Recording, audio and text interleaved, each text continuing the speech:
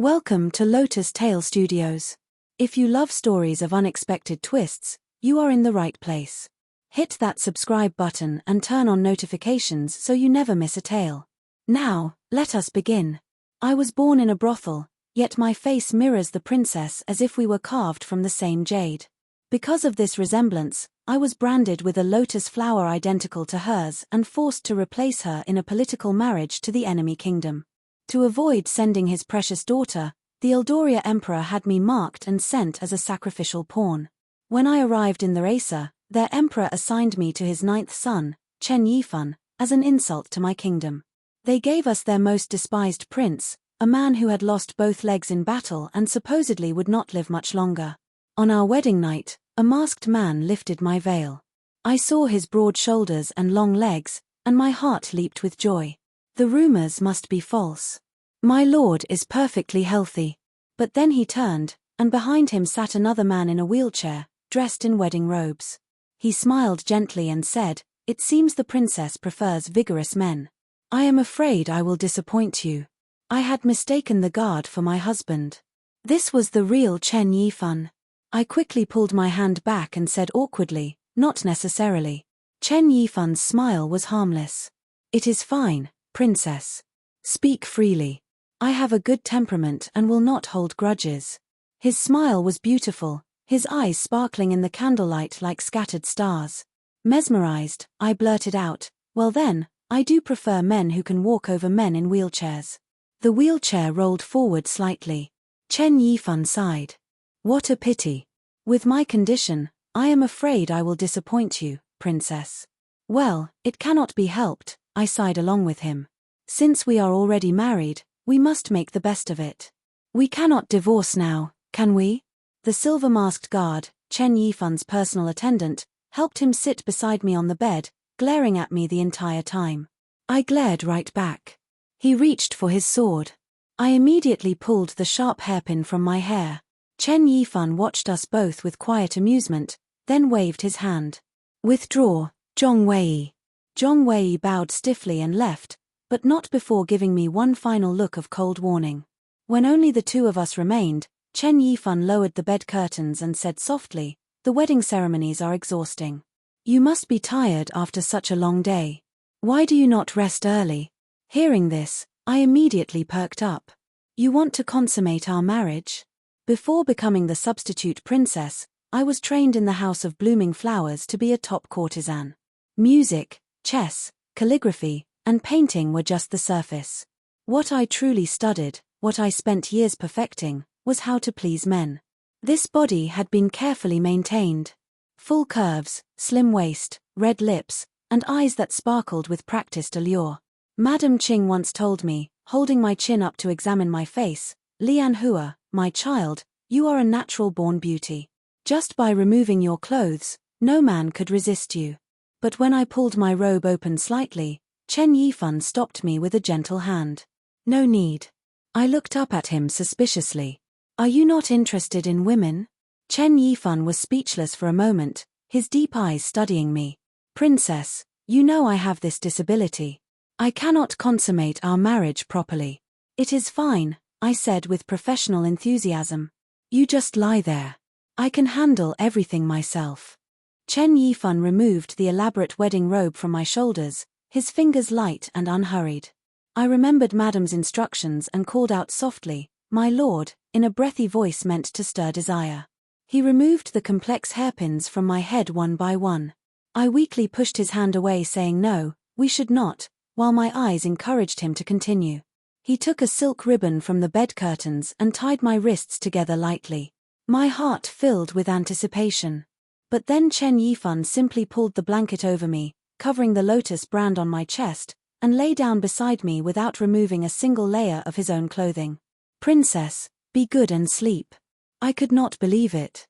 Here I was, prepared and willing, and Chen Yifan truly just closed his eyes and fell asleep, his breathing slow and even within moments.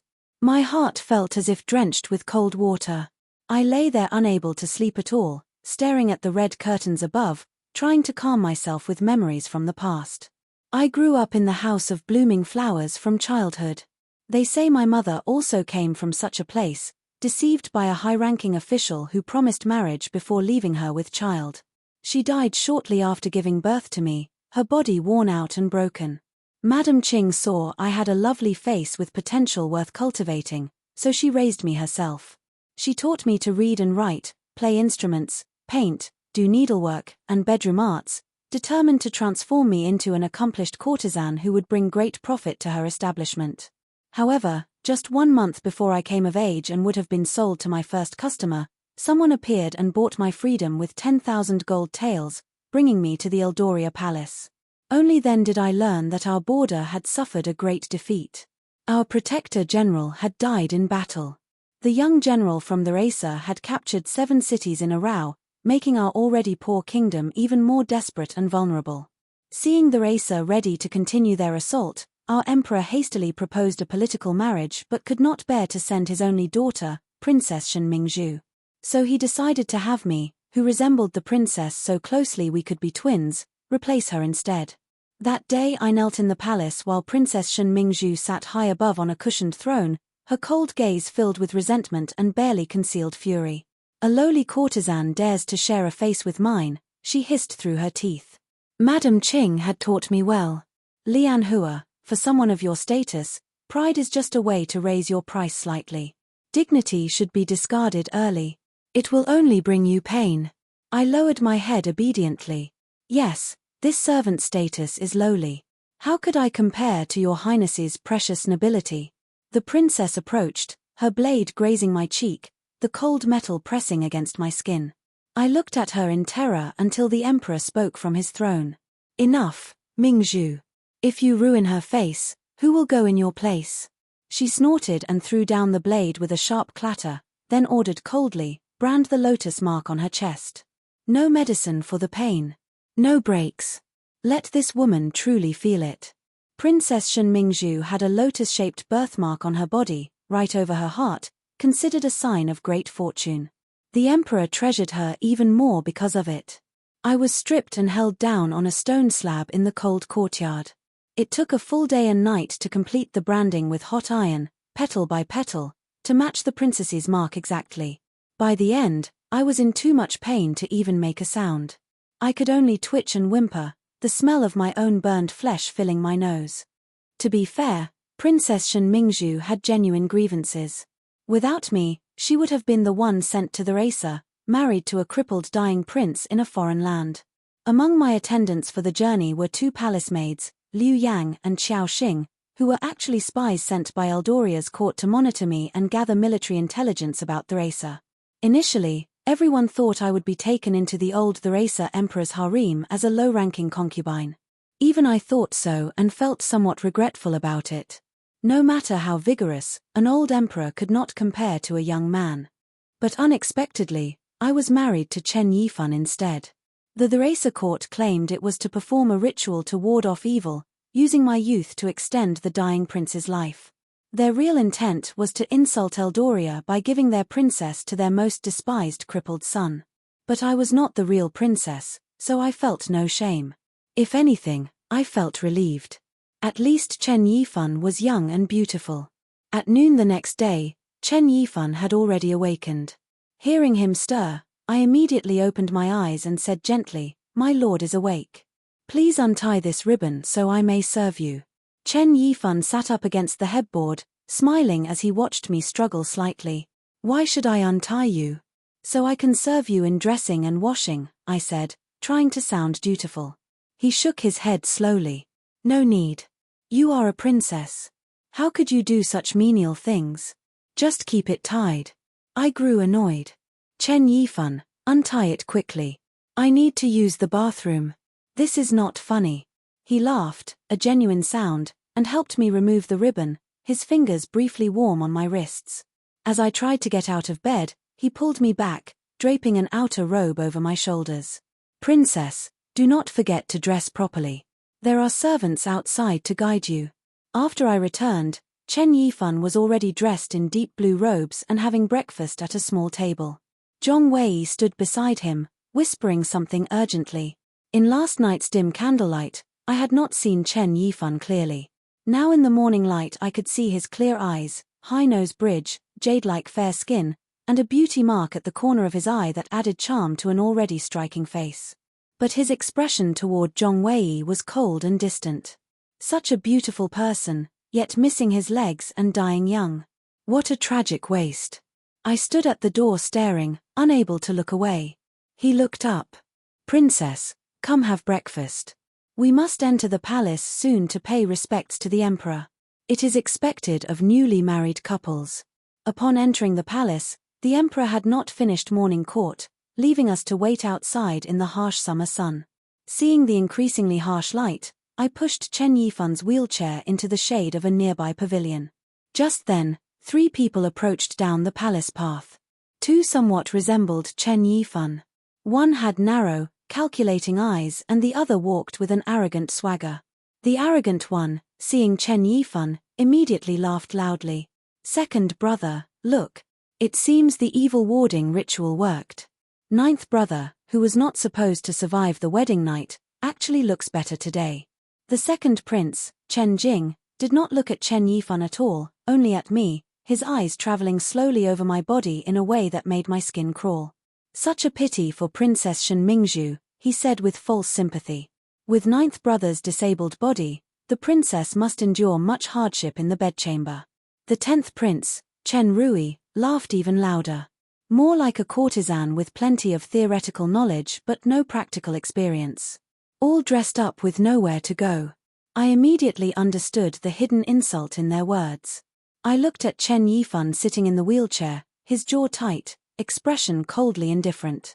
I had heard he was once a brilliant young general, full of life and promise. After losing his legs in one devastating battle, he fell into disgrace and darkness. Disabled legs, shortened life, unloved by his father, mocked by his brothers. After much difficulty being assigned a princess bride, he only received me, a fake. How pitiful this beautiful man truly was. I made a split-second decision. I pretended to grow faint, swaying dramatically, then softly collapsed into Chen Yifan's arms. He caught me precisely, lowering his head to look at me, emotions hidden beneath his long lashes. Chen Jing stepped back, startled. "What is wrong with the princess?" I lowered my head shyly, keeping my voice breathy and soft. "It is nothing, Your Highness. It is just that last night, His 9th Highness was very vigorous." Very vigorous indeed. Today I am weak-legged and unsteady. I adjusted to a comfortable position in his arms and looked up at the 2 princes. Seeing their disgusted, disbelieving expressions filled me with deep satisfaction. Just then, the imperial eunuch appeared with a stern face. His Majesty has finished morning court and summons the 9th prince and princess to the study immediately. The old eunuch saw me still draped across Chen Yifan's arms, his face twitching with visible disapproval. "9th princess, please compose yourself. This is the imperial palace." Chen Yifan truly was not favored at all. On the way to the study, the eunuch did not bother pushing the wheelchair, just walked ahead quickly. I had to push it myself, struggling on the uneven stone paths, sweat beading on my forehead. In the study, upon seeing Chen Yifan, the emperor's eyes flashed with obvious disgust. "I see your complexion has improved greatly after marriage," he said flatly. "Now that you have established your own household and received your mansion, focus on recuperating. Do not bother coming to court." The emperor was truly skilled at speaking words that sounded pleasant on the surface while carrying knives underneath. Outside in the blazing sun, the journey had left Chen Yifan's face flushed from heat. How was that an improved complexion? He turned to look at me. "Princess Shen Mingzhu has worked hard, coming so far from Eldoria. Caring for Chen Yifan will truly be difficult. You have my sympathy." I had to smile and say it was not hard. "It is my duty as his wife, Your Majesty." After exchanging meaningless pleasantries, the emperor dismissed us with a wave of his hand. I pushed Chen Yifan to the palace gates, exhausted and panting, my arms aching from the effort. Turning back, I saw him smiling at me with that infuriating gentle expression. Angrily, I said, "How dare you laugh? I am exhausted. My arms feel like they belong to someone else." He signaled Zhong Wei to take over the wheelchair, then pulled out a handkerchief embroidered with small lotus flowers. "My fault," he said. "A disabled body, unable to walk, always troubling you. Please wipe your face. Hearing his melancholy tone and thinking of the emperor's cold attitude toward him, my anger faded. Well, it is not your fault, I said, taking the handkerchief. Actually, it was not that tiring. I used to practice dancing for hours at a time. That was even more exhausting. Chen Yifan narrowed his eyes, something sharpening in his gaze. Oh, why would a precious princess study dancing? That seems rather unusual for someone of noble birth. Right, I had made a mistake. I was supposed to be Princess Shen Mingzhu. In both Eldoria and the Racer, noble ladies studied music, chess, calligraphy, painting, and even military strategy. Dancing and singing were usually only learned by commoners and entertainers. Dancing was considered beneath noble women of good breeding. I laughed it off quickly. Personal interest. Just a personal interest of mine. Getting into the carriage, Zhong Wei helped Chen Yifan adjust to a comfortable position with cushions, then went out to drive. Chen Yifan leaned lazily against the soft cushions, smiling as he watched me settle in across from him.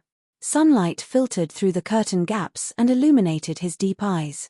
Black hair, white face, truly beautiful. Like an ink painting come to life. I peeled 2 tangerines from a small bowl beside me, eating them happily. Seeing him watching me with that steady gaze, I asked in surprise, "Why are you looking at me?" "You eat with such focused dedication," he said with a warm smile. "It is quite charming." I suspected he was mocking me but had no proof. Swallowing the last segment, I asked seriously, "People say my lord will not live much longer. Is that actually true?" Chen Yifan laughed softly. "You are admirably direct. But the rumors are not entirely baseless. Previously, when I led troops into battle, I never lost a single engagement except for that final one. I sustained many serious injuries over the years, broken bones, sword wounds, arrow wounds. Later, losing both legs severed important meridians and severely damaged my vital energy. The imperial physician said if I do not recuperate properly, I will certainly not live past 20. He spoke of this with a perfectly calm, almost serene tone, showing absolutely no fear of death. I looked into his beautiful eyes. They rippled like a lake surface disturbed by wind. News traveled fast in the House of Blooming Flowers, so I had naturally heard legends about him. Before his injury, he had distinguished military achievements, excelled in both literature and combat, and had limitless prospects. The emperor's most capable son, they said. But life is unpredictable, and one battle had changed everything. I could not help feeling sad, my throat tightening. Sniffling, I said, "Chen Yifan, you should recuperate well. Take your medicine, rest properly, avoid unnecessary stress. Do not die. I do not want to be a widow at my age." Zhong Wei suddenly lifted the carriage curtain and poked his head in, coldly saying, "Shameless princess." I truly began to suspect he was Chen Yifan's actual devoted companion with how fiercely protective he was. "Zhong Wei needn't worry," Chen Yifan said smoothly. "The princess is just concerned for me. I am very touched by her care." He glanced out the window suddenly and said, "Stop the carriage here." Zhong Wei returned quickly with a package wrapped in paper. Chen Yifan opened the package of steaming walnut cakes and pushed them toward me. "Princess, would you like some?" I asked in surprise, "How did you know I was hungry?" "I did not say anything. Just now in the palace, you pushed my wheelchair the entire way with such effort," he said simply. "You must be starving." The fresh walnut cakes were still hot, carrying a sweet fragrance of honey and roasted nuts. Paired with the tea he poured from a small flask, I ate very happily, savoring each bite. The sweetness filled my mouth completely. I ate until I accidentally looked up and saw Chen Yifan watching me intently, not eating any himself.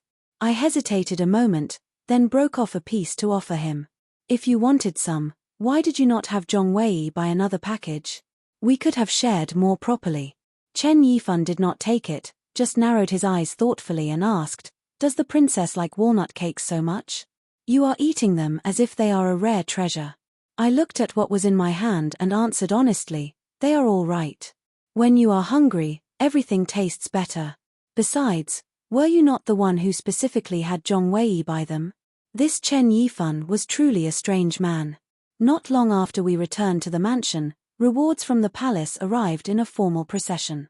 Though the emperor clearly despised Chen Yifan, he still had to maintain proper appearances for the watching court. He rewarded quite a few pieces of jewelry and fabrics, bolts of expensive silk and brocade, along with a pair of jade scepters symbolizing marital harmony. I took out a beautifully crafted golden butterfly hairpin from the reward boxes, admiring it lovingly, turning it to catch the light before putting it in my hair. I looked at my reflection in a bronze mirror. Is it beautiful? Chen Yifan tilted his head, resting his chin on his hand as he gazed at me for a long moment, then smiled. You have beauty like flowers and the moon. Naturally, anything you wear is beautiful. Though I must say, this hairpin only has one color of gold, which is a bit plain and monotonous when worn alone. I pretended not to hear his criticism. What do you know about women's jewelry? I like this simplicity. Gold is gold. It holds its value. My sisters in the House of Blooming Flowers had taught me this wisdom well. Lian Hua, in this world, whether it is beautiful men or sweet words, none can truly be trusted. Only gold and silver have real and lasting value. They cannot betray you, cannot leave you, cannot die on you. I deeply agreed with this and had always remembered it. I selected a few more glittering gold pieces from the reward boxes, examining each one carefully for weight and purity, before turning to look at other items. The young eunuch from the palace introduced the next box with a barely concealed smirk. This is a congratulatory gift for the 9th prince and princess's wedding from the 10th prince, His Highness Chen Rui. Opening the ornate lacquered box, inside on red silk lay a jade object as thick as a child's arm, carved intricately, with one end shaped rather peculiarly. The craftsmanship was exquisite. The jade itself was flawless. I could not believe my eyes, staring at it openly. I glanced at the young eunuch and caught the mocking smile he could barely conceal. He was enjoying our humiliation greatly. The 10th prince instructed this servant to convey his message, the eunuch said, his voice dripping with false sincerity. Since the 9th prince has physical limitations and the princess is of precious nobility, certain marital matters may inevitably be lacking. So His Highness thoughtfully sent this item to help fulfill the 9th prince's conjugal duties and ensure the princess's needs are adequately met.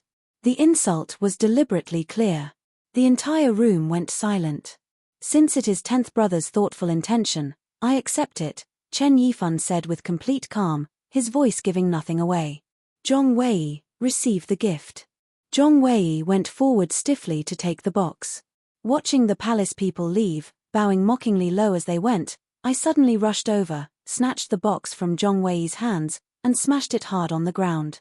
The lacquered box shattered into pieces, but the jade object itself remained perfectly intact among the scattered silk, as if mocking us further. Zhong Wei glared at me with barely contained fury, his hand moving toward his sword. I glared right back, not moving an inch. What are you looking at? Did you really think they had good intentions giving us this? Are you even men in this household? Have some dignity. Zhong Wei, do not be rude to the princess. Chen Yifan's voice was flat and cold. My apologies, princess. Zhong Wei immediately knelt, head bowed. This subordinate has been disrespectful. Please forgive me. 10th brother's mother is noble consort Li, who currently has the emperor's ear and full affection. Chen Rui is allied with 2nd brother Chen Jing and together they control much of the court. No one dares openly offend either of them, Chen Yifan explained to me calmly. I know you are kind-hearted and wanted to protect my dignity. But in front of palace officials, I can only pretend not to understand what this object truly is. I have to accept it with apparent grace. After all, I am already a dying man. What does my pride matter now? When he spoke those last words, his voice carried a hint of bitterness that made my chest tighten uncomfortably. So I bent down and picked up the jade piece, wrapping it back carefully in the silk brocade. If that is the case, then something kept purely for a woman's private use has nothing to do with court politics or palace dignity, right? Chen Yifan asked, clearly curious, what does the princess mean exactly? I smiled brightly. The 10th prince gave such a generous wedding gift. I am very grateful for his thoughtfulness. Naturally, I must return the favor in kind. Then I had Zhong Wei quietly find the most skilled jade craftsman outside the palace, someone known for intricate and delicate work. I gave very specific instructions. I wanted the jade carved into an exquisitely beautiful hairpin with a youthful, elegant design, something perfectly suited for a young prince to wear daily in public. The craftsman looked at the original object, understood my intent immediately, and smiled knowingly as he accepted the commission. When the hairpin was complete, transformed and beautiful, I had it delivered to Chen Rui with an elaborate thank you note praising his wedding generosity and mentioning how much I hoped he would enjoy wearing my humble return gift every single day. When everything was settled, the two spies who had accompanied me from Eldoria, Liu Yang and Xiao Xing, cornered me in my chambers one evening. "You have been married to the 9th prince for over a month now," Liu Yang said, her voice sharp and impatient. "Have you gathered any important military intelligence? Any information about troop movements or the palace defenses?" I said helplessly, "Chen Yifan cannot walk and already lacks the emperor's favor completely. His power has been stripped away entirely. Every day he just takes me shopping in the markets and listens to storytelling at tea houses. What important intelligence could he possibly have access to?" Seeing their angry expressions, I turned it around on them. "What about you two? When you arrived, you claimed to have exceptional martial arts skills. How many days has it been now? Have you managed to infiltrate the palace even once to gather intelligence? Have you discovered anything useful at all?" They were stunned into speechlessness. I slammed my palm on the table. "What use are you? Lian Hua, you are just a lowly person from a brothel," Liu Yang hissed, stepping dangerously close. "How dare you think yourself worthy of being Princess Shen Mingzhu?" She raised her hand and wrapped it around my throat. "I am giving you 6 months. If you cannot find anything useful to report, you will have no value left to us." "None at all." "You cannot be serious," I choked out. "I am the substitute for Princess Shen Mingzhu herself. If I die, how will you explain that to the emperor?" Seeming to see through my thoughts completely, Xiao Xing beside her smirked with cold confidence. "If Princess Shen Mingzhu dies mysteriously in the racer under suspicious circumstances, our country can righteously demand justice for the princess. We can resume our military campaign against the racer with full moral authority behind us. The whole world would support us." Looking at her confident expression, I was completely speechless. So Eldoria was not continuing its military attack because it lacked a good enough reason, not because it lacked the military strength to do so. I was just a convenient piece on a strategic board, expendable the moment I served my purpose or failed to. Perhaps my shock was too obvious on my face. Liu Yang glared and her hand around my throat tightened painfully. I could barely breathe. But just then the study door was pushed open suddenly and Chen Yifan wheeled in quickly, his eyes narrowing. "Princess, what is happening here? What is this interesting scene I have walked into?" Liu Yang awkwardly released my throat and stepped back, lowering her head. Looking into Chen Yifan's smiling eyes, which held something dangerous beneath their calm surface, I touched my throat and stammered, "Oh, I want to make a necklace." Liu Yang is just helping me measure the chain length around my neck. Chen Yifan was quiet for a long moment. His gaze moved between us carefully. "Measuring with both hands wrapped around your throat. How very creative and precise." I suppressed the pain and nodded vigorously at him, widening my eyes to signal that he should not press further.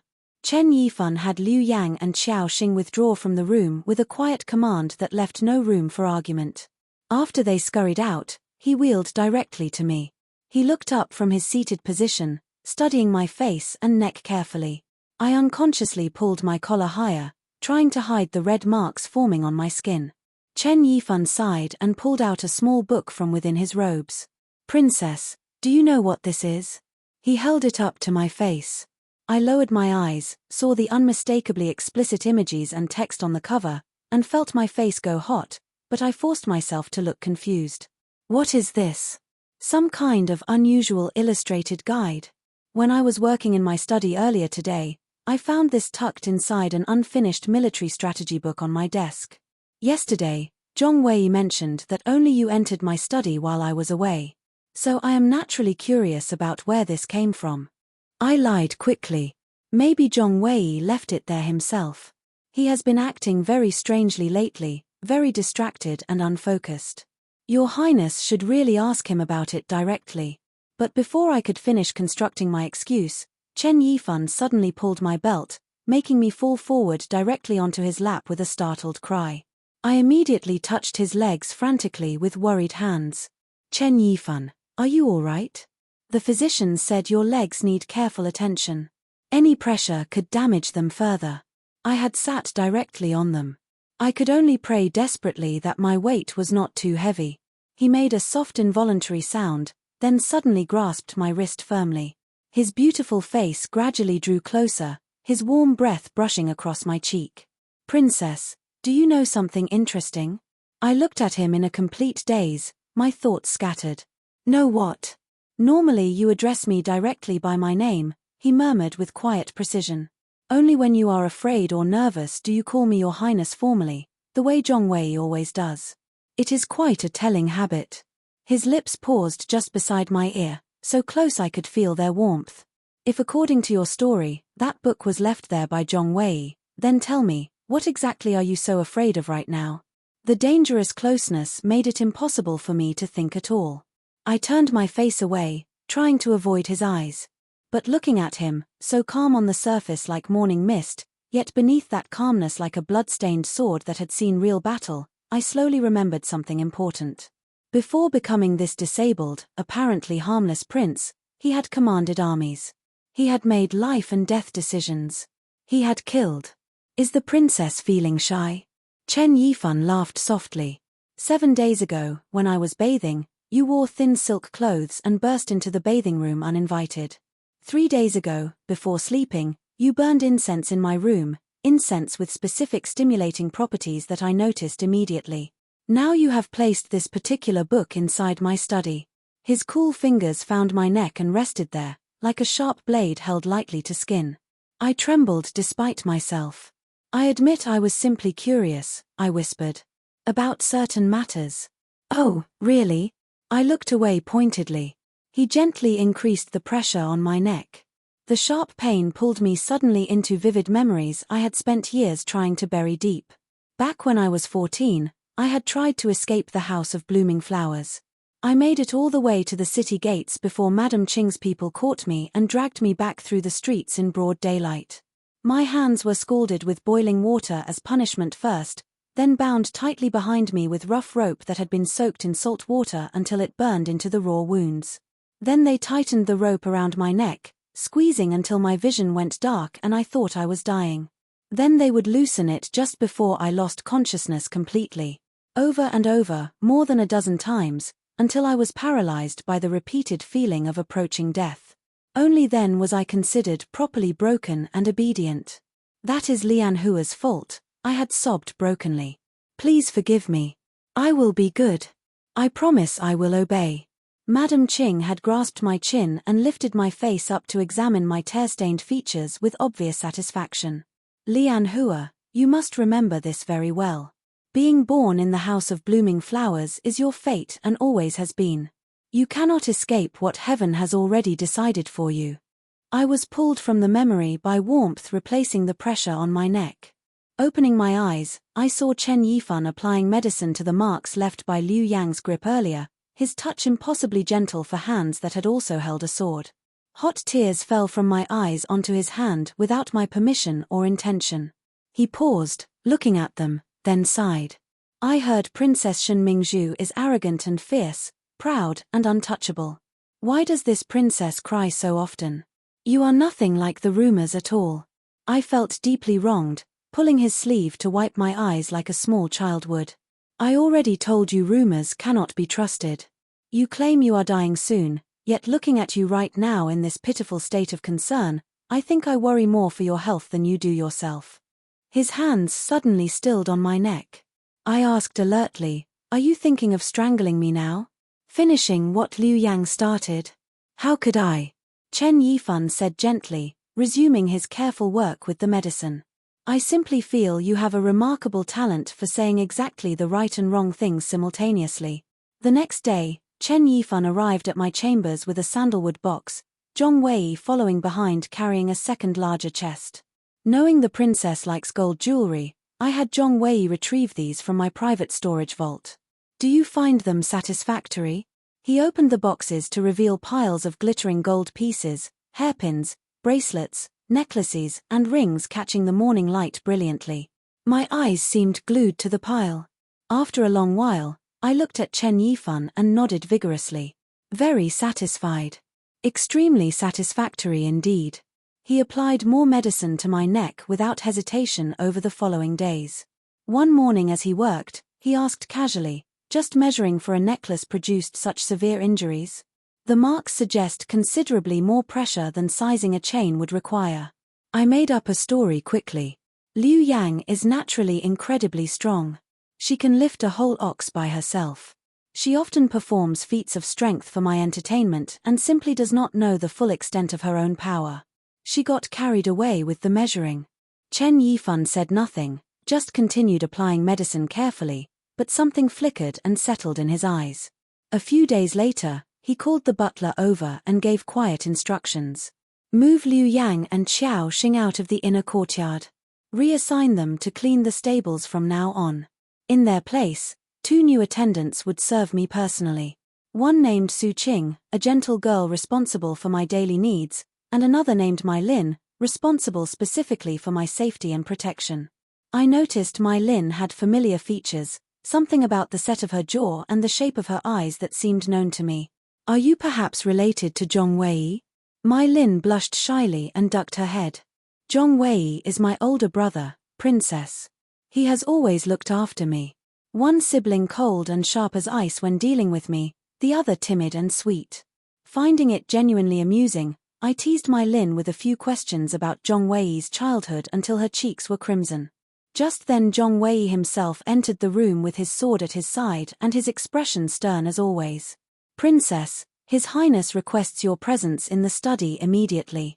Finding him as boring as ever, I walked past him deliberately, muttering just loud enough for him to hear, still not nearly as likable as his sister. Dusk had settled as I walked the long winding corridor to the study. By the time I reached the heavy study door, night had fallen completely. 2 armored guards stood before it. The faint scent of blood drifted through the slightly open door.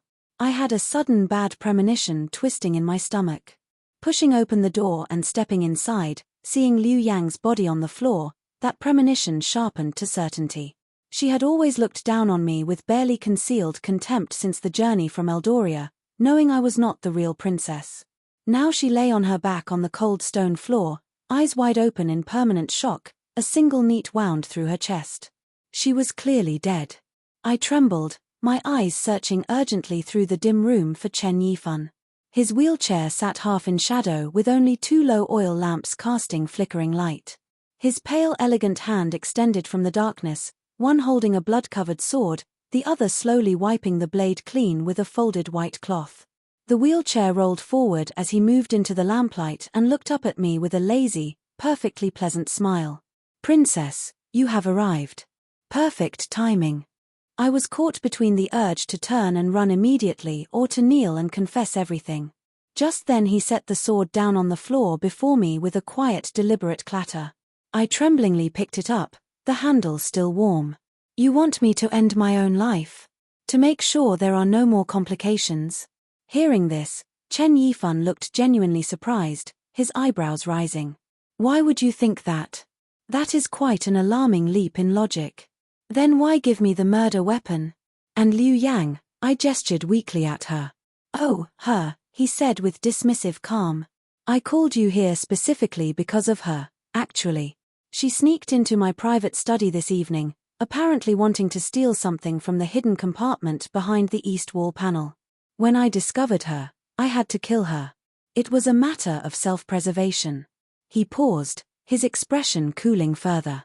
Thinking back to how she previously injured your neck so severely under the innocent pretense of measuring for a necklace, I feel she received an appropriate ending.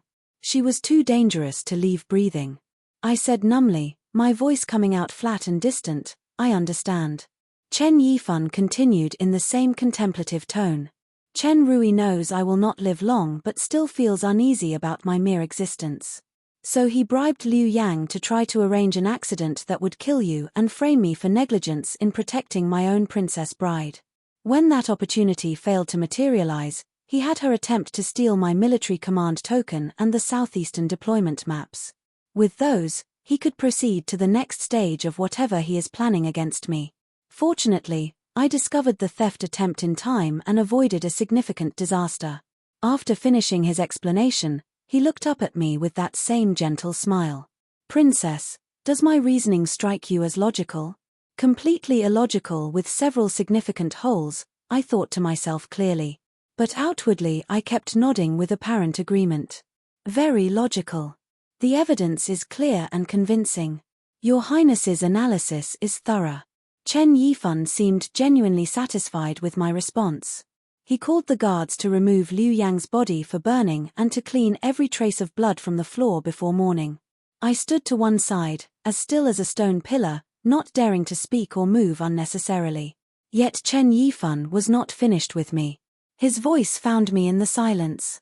Does the princess think I am too cruel? Too cold-blooded in my methods? How could I think that? I said, forcing steadiness into my voice. Liu Yang was already a paid agent of the 10th Prince working against both of us. If we had not stopped her when we did, we would both be dead before the month's end. We share honor and disgrace, life and death together as husband and wife. The choice of survival over sentiment is perfectly clear. The truth was, I was not actually frightened by Liu Yang's death itself. In the House of Blooming Flowers I had seen young women die in far worse and more drawn-out ways. What frightened me now was something else entirely. If Chen Yifan ever learned I was not the real Princess Shen Mingzhu, just a girl from a brothel playing a role, what would he do to me? Would his expression remain as pleasantly calm as he ordered the guards to remove my body too? While these thoughts consumed me, I noticed Chen Yifan reach under the table and produce a brocade box.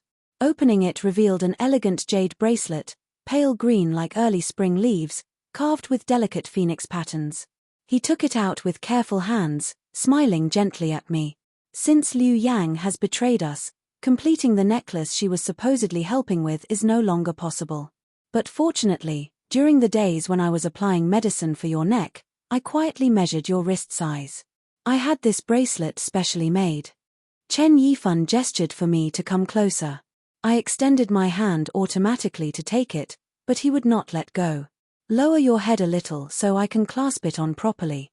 The bracelet was the finest pale jade, adorned with translucent pearl tassels that caught the lamp's glow, and it fit my wrist with such precision that he had clearly been planning this for some time. I lowered my head and felt his gentle, unhurried movements securing the clasp. My heart was both sore and warm in a way I had no words for. He looked at my face for a long moment after putting the bracelet on, then leaned up suddenly and kissed me.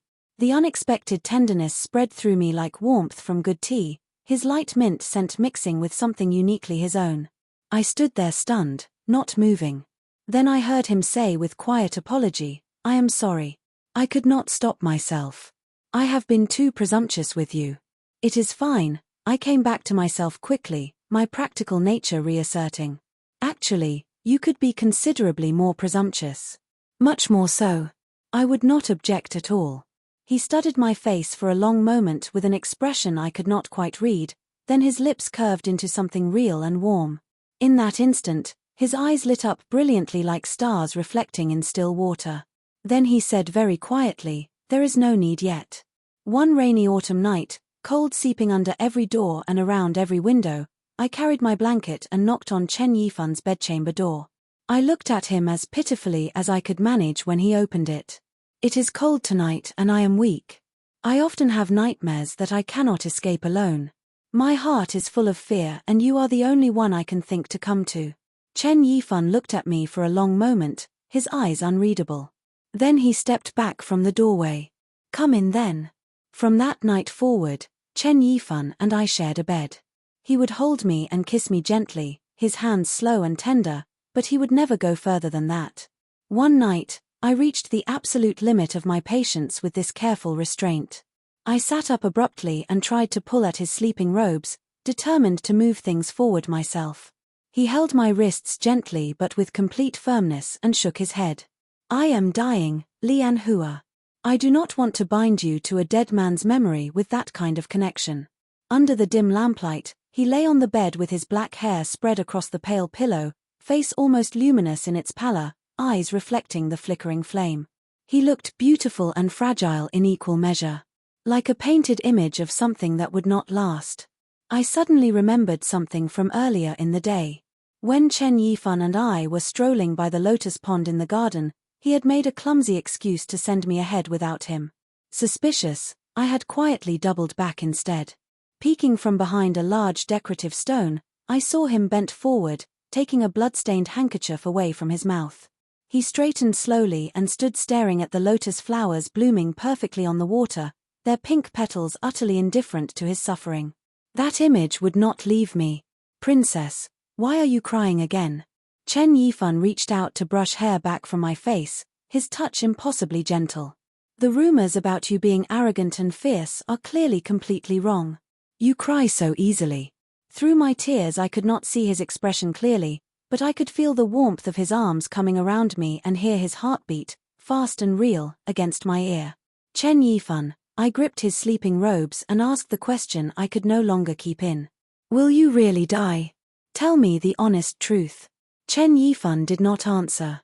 He only held me closer and said softly into my hair, sleep now. I lay awake long after he settled.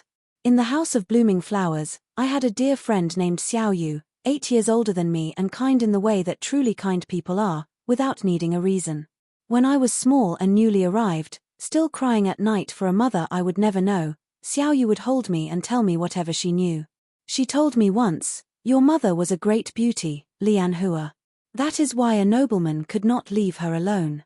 Unfortunately, after you were born I managed to visit her secretly, and I saw that her whole body was covered in bruises.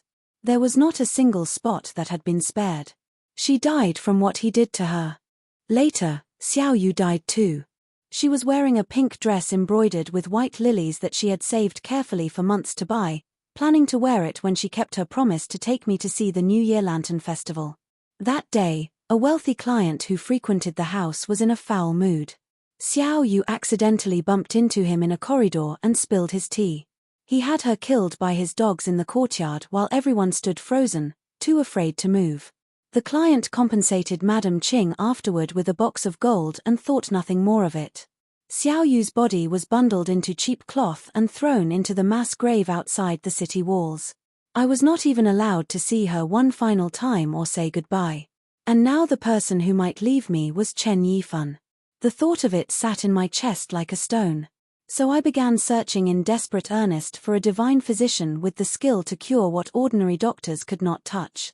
I invited every reputable doctor in the capital to examine him and offered generous payment. The diagnoses were all the same, delivered with the same regretful shake of the head. Chen Yifan had been severely injured over years of warfare and then lost his legs in that final ambush, severing meridians and damaging vital energy in ways that ordinary medicine could not fully repair. With the best treatments available, he had less than half a year remaining. After yet another doctor left, I sat in the study staring at nothing, trying to think where else to look.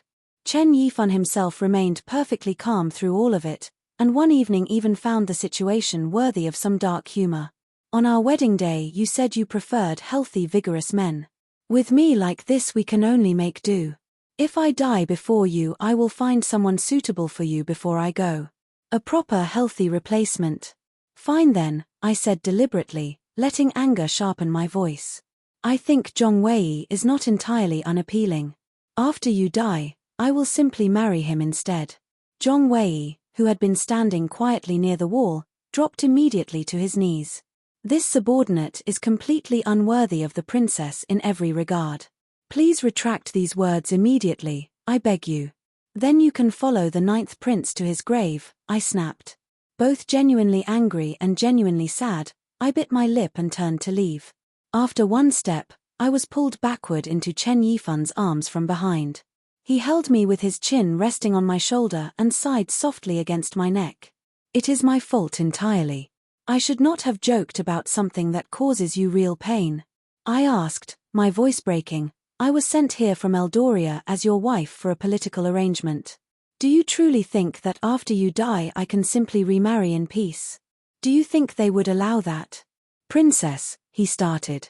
I turned my head sharply. Do I not have a real name? My name is Lian Hua. You know this perfectly well, yet you still call me princess constantly. What am I to you actually? Chen Yifan did not answer with words. He turned me around and kissed me with unexpected force, a kiss nothing like the previous careful tender ones. It carried desperate determination and something that felt almost like grief. I did not feel insulted by it. I found fragile, unexpected comfort in the realness of it. Lian Hua, his voice when he finally pulled back was gentle and coaxing. It is my fault. Please stop being angry. I cannot bear your anger. I was honestly easily appeased, I admitted to myself.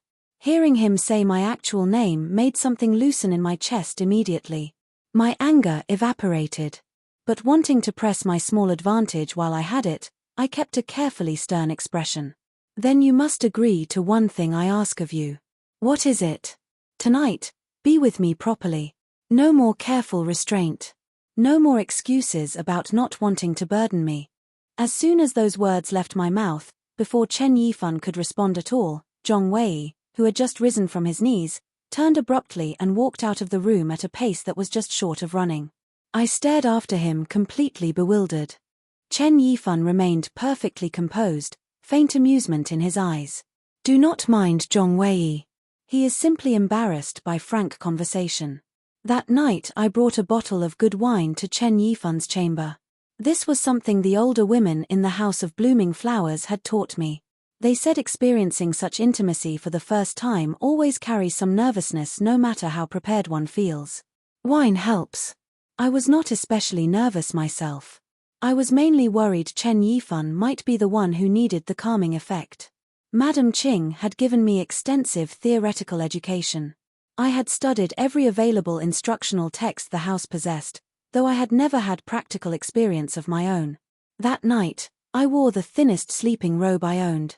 Entering his room and seeing him sitting up on the bed reading, the lamp casting warm light across his features, I felt heat spread from the center of my chest outward to my fingertips. Chen Yifan drank 2 cups of wine with me and then looked at me over the cup with quiet eyes. Lian Hua, he said, just my name, nothing else. The single word spoken in that low voice undid most of my carefully maintained composure. I drank the last cup in one go, feeling the warmth spread through me, then stood and walked to him on unsteady legs. My lord, I began in the practiced voice Madame had taught me, the one she said men found irresistibly appealing. Chen Yifan looked at me with helpless fondness and said, just be yourself with me. You do not need any performance. Emboldened by wine and his words, I pulled open my robe to show him the Lotus brand on my chest, the scar still slightly raised after all these months. Chen Yifan, look. His gaze traveled down and stayed, his eyes becoming deep and very dark. Then we lay down together on the bed. Though wine blurred my edges pleasantly, I was still careful about his legs, mindful of the injuries I knew he carried. Before very long, I was exhausted and drenched in sweat and my arms were shaking. He grasped my hands suddenly and stilled them. Lian Hua? Yes, I managed between breaths. You truly will not regret this. His eyes, looking directly into mine, held something complex and serious. Some things once they happen cannot be undone. Once crossed, there is no going back. At this particular moment you choose to philosophize? I stared at him. Can you not see I am already completely exhausted? I lost patience entirely, lowered my head and bit firmly into his shoulder in sheer frustration. Either put some actual effort in or stop talking. Outside the window, autumn rain had begun to fall steadily, filling the silence with soft sound. Inside the room, Chen Yifan finally stopped overthinking.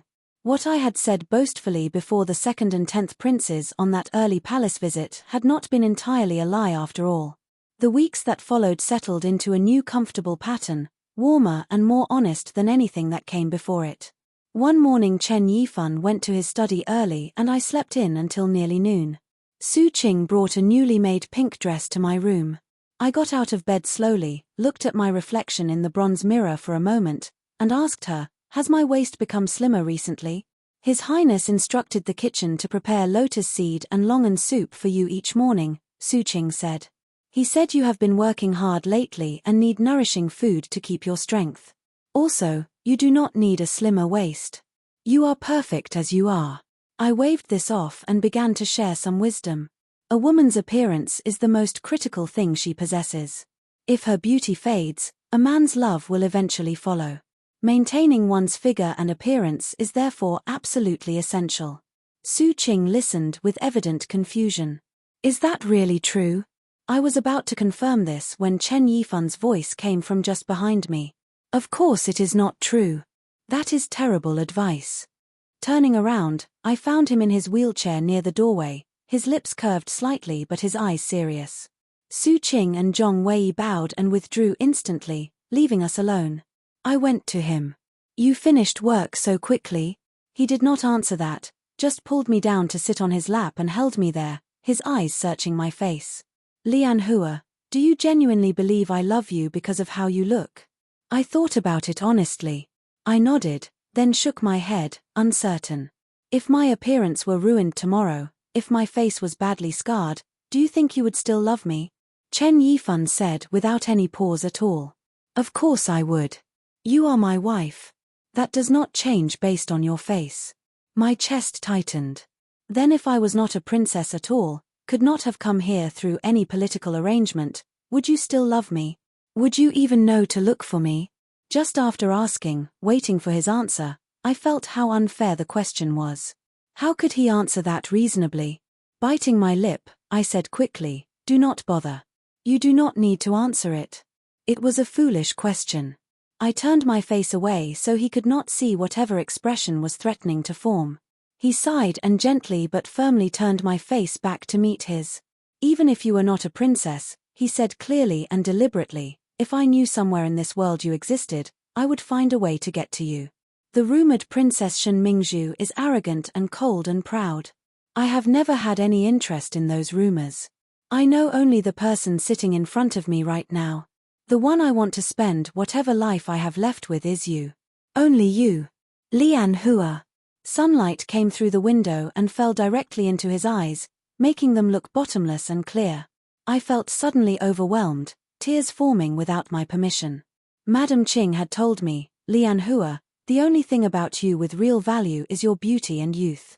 Without those, you are nothing worth having. Princess Shen Mingzhu had told me, without a face like mine you would deserve nothing better than to wither in a brothel servicing the cheapest clients.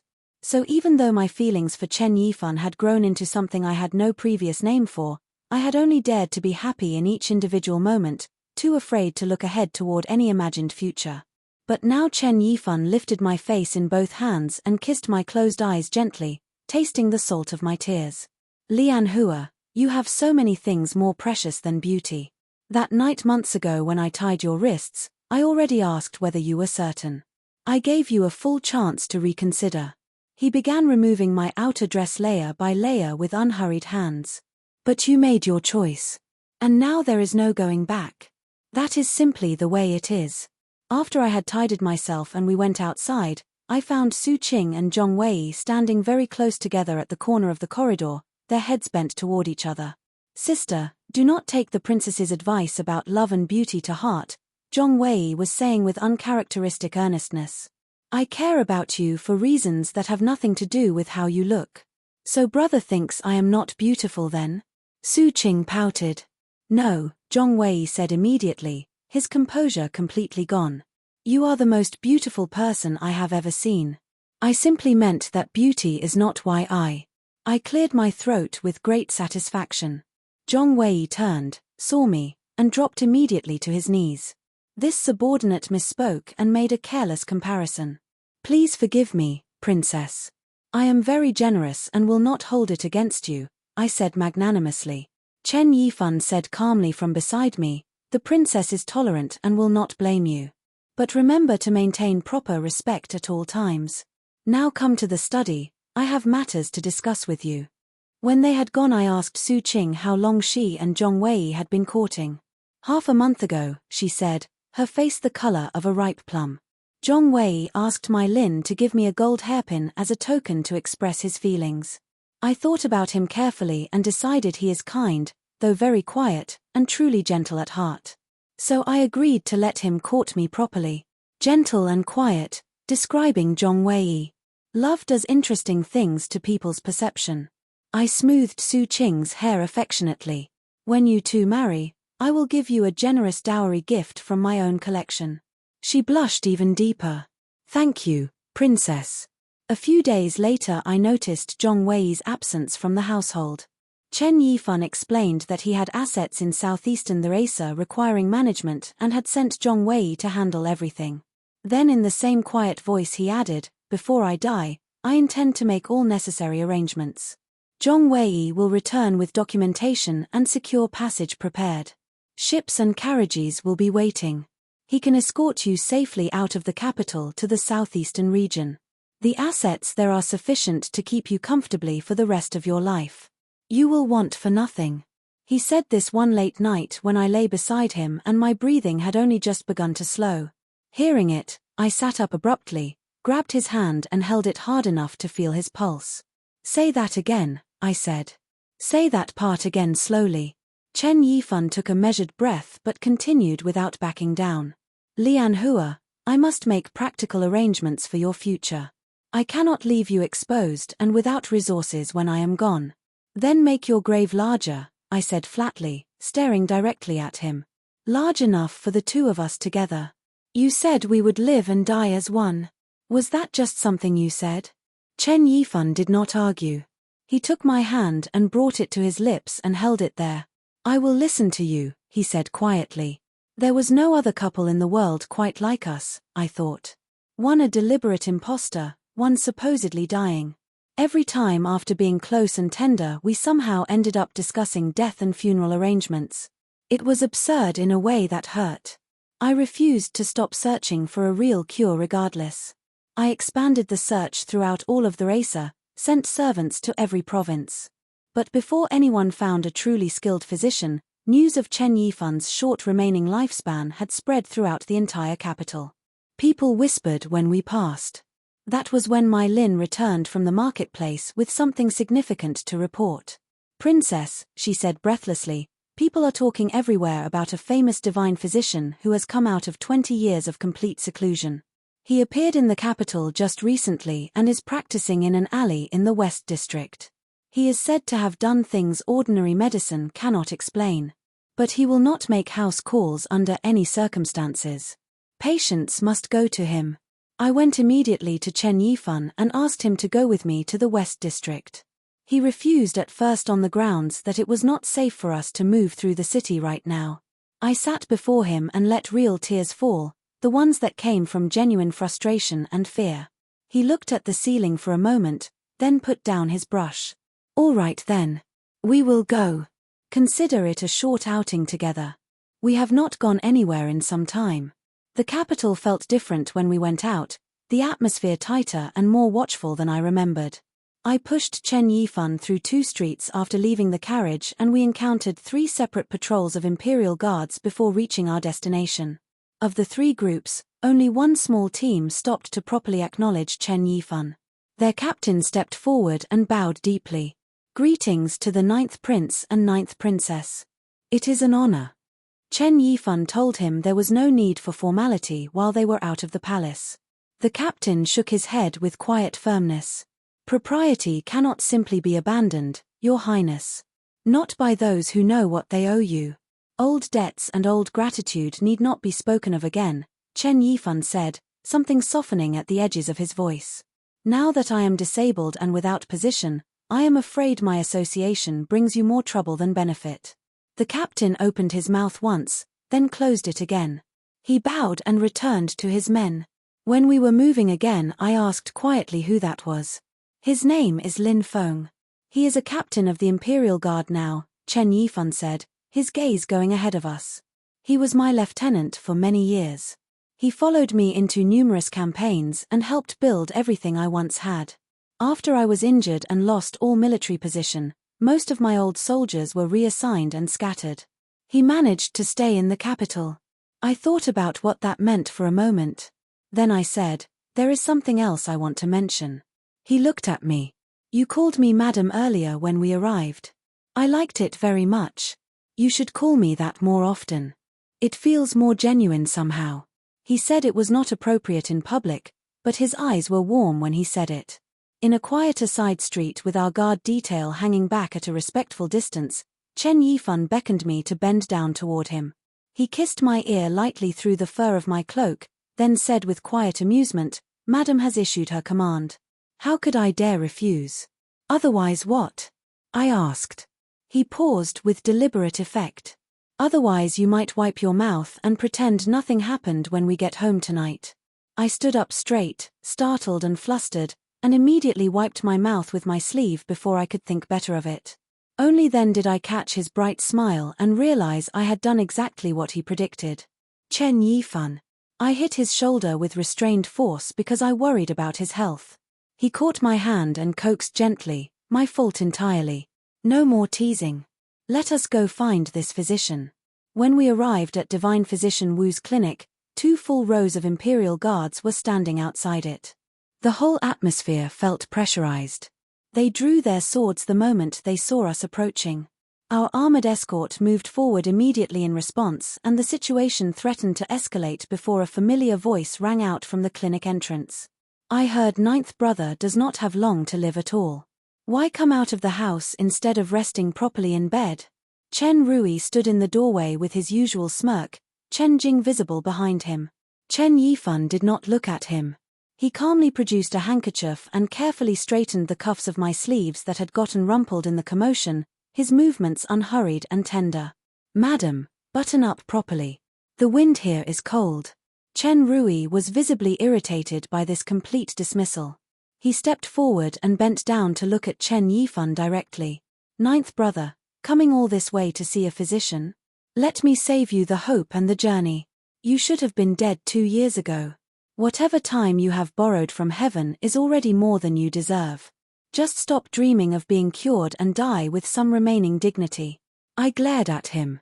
Chen Rui noticed and looked at me with the kind of slow appraisal that made my skin crawl. "The princess is really quite beautiful. It would be such a waste to become a young widow. If you prostrate yourself before me now and ask nicely, I could request an imperial decree from Father Emperor allowing you to come to my household after 9th brother is gone. I would take excellent care of you." Chen Yifan spoke then, his voice carrying a blade beneath its pleasantness. "10th brother, you left the palace so suddenly today and brought all these guards specifically to visit Divine Physician Wu. What urgent business brings you here?" Something shifted in Chen Rui's expression. "I heard the favored consort has been seriously ill recently," Chen Yifan continued lightly. "Her appearance has been affected and the emperor's visits to her chambers have become quite rare. 10th brother, as such a devoted son, should you not be spending your days at your mother's side rather than visiting a physician's clinic in the West District?" That touched a nerve. Chen Rui's face tightened and darkened. I gently put my hand on Chen Yifan's shoulder as support and looked up at Chen Rui with a pleasant smile. "10th brother, that jade hairpin in your hair is very beautiful. Exquisite craftsmanship." Chen Rui touched the hairpin and laughed coldly. "Does the princess admire it?" "I know why it means so much to you," I said warmly. "This is the same gift you so generously gave to us at our wedding. I was very moved by your thoughtfulness, but I could not bear for you to part with something so meaningful and personal. So I had it carefully altered to be more suitable for your own use and returned to you as my gift back. I heard from various palace servants that you have worn it every single day since receiving it. You must treasure it very much. It must hold great sentimental significance for you by now." Chen Rui's face went through several distinct phases of color before landing on something purplish. He tore the hairpin from his own hair and threw it on the ground hard enough to chip a piece from the jade, then turned and strode away with his entire guard escort scrambling after him. I called pleasantly to his retreating back, "Your hair is completely disheveled now, 10th brother. Father Emperor cannot stand those who appear before him without proper grooming.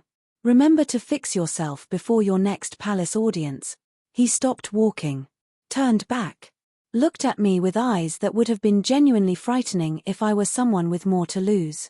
"You, a princess of Eldoria, speaking this way. Truly as common and low as a brothel woman. I felt absolutely nothing at this description because it was simply accurate.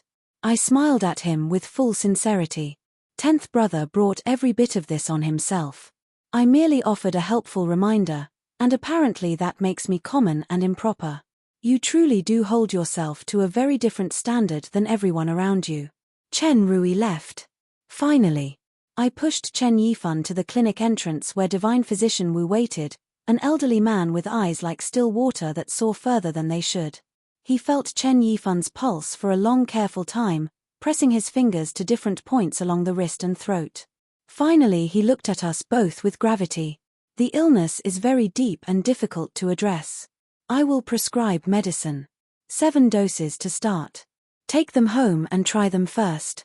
Come back in 10 days and we will assess what if anything has shifted. Every physician before him had simply shaken their head and left. This one was willing to try. Hope opened in my chest like a window being unlatched. I paid him generously, far more than he had asked, and sent my Lin to collect the carefully wrapped and labeled medicine packets from the pharmacy room. She walked a few steps and then turned back to me uncertainly. Princess, would you be willing to come help? I do not read well enough to be sure I am collecting everything correctly, and I would hate to make a mistake with something so important. Worried that she was right to be cautious, I looked at Chen Yifan. He smiled. Go ahead. With all these troops here around me, nothing can happen. Winter solstice arrived with the year's heaviest snowfall, transforming the capital into a white silence. Mai Lin came back from the market one afternoon carrying news alongside her groceries. Princess, there is gossip everywhere. After the 10th prince left Divine Physician Wu's clinic that day in his fury, he went directly to the shop that had originally sold him the jade hairpin and destroyed half their inventory in a rage. But that particular shop, Mai Lin said with wide eyes, is owned by the family of noble consort Shen, who currently has the emperor's complete favor and affection. When noble consort Shen heard what had happened to her family's business, she was not patient or forgiving about it. Detailed reports of every offense the 10th prince had committed were presented to the emperor in morning court. His Majesty was furious for over an hour by accounts. Even the 2nd prince, who is in the same political faction and has always protected Chen Rui, was implicated in the fallout and lost a significant court position. When Mai Lin finished reporting all of this, I was in Chen Yifan's room trying to convince him to take his medicine. Too bitter, he said, with the expression of someone being asked to drink something genuinely toxic. Be good and drink it all, I said firmly. If you finish it in one go, I will kiss you once as your reward. He considered this negotiation seriously. Twice, he countered. 2 kisses as the minimum reward. Fine. I will add a bonus. 3 kisses total. Chen Yifan made a show of reluctant acceptance, then held the medicine bowl and drank every last bitter drop. I kept my end of the deal. He smiled afterward.